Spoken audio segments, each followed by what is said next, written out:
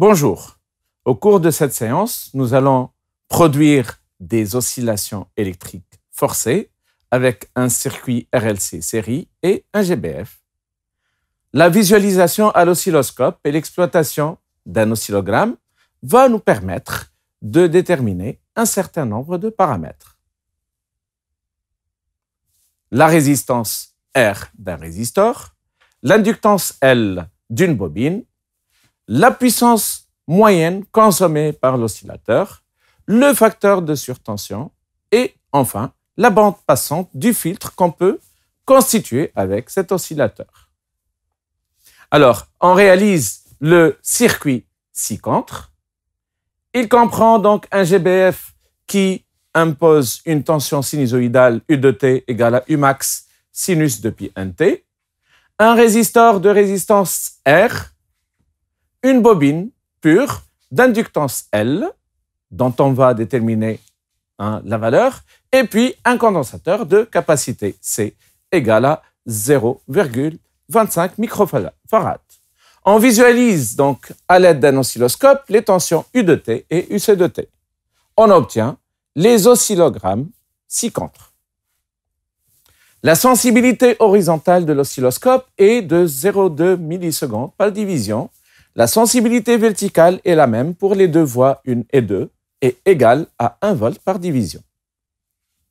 Déterminons UM, l'amplitude de la tension excitatrice, UCM, l'amplitude de la tension aux bornes du condensateur, la fréquence N du GBF, et puis le déphasage delta phi qui est égal à phi U moins phi UC.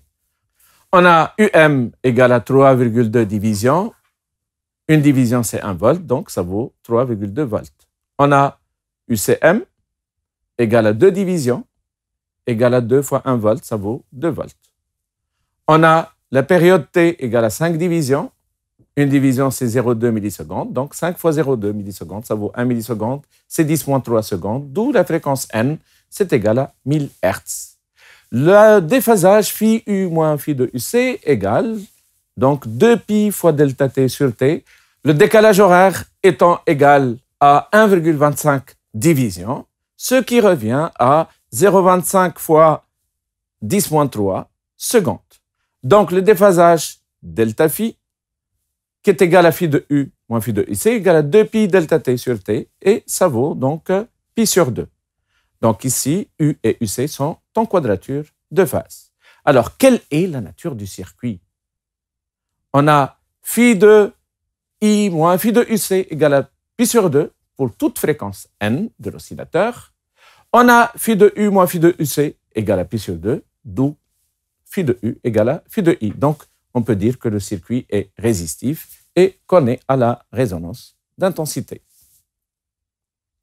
Déterminons maintenant les valeurs des intensités maximales du courant électrique, la valeur de la résistance grand R du résistor et la valeur de l'inductance L de la bobine.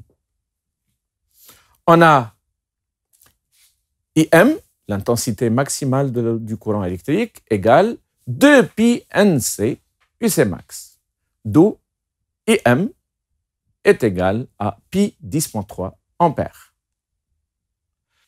Le circuit étant résistif, on a grand R égale à U max sur I max, ça vaut à peu près 1018 ohms.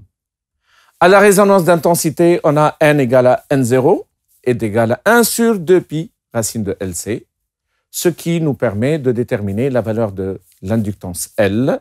Ça vaut donc finalement 0,1 Henry.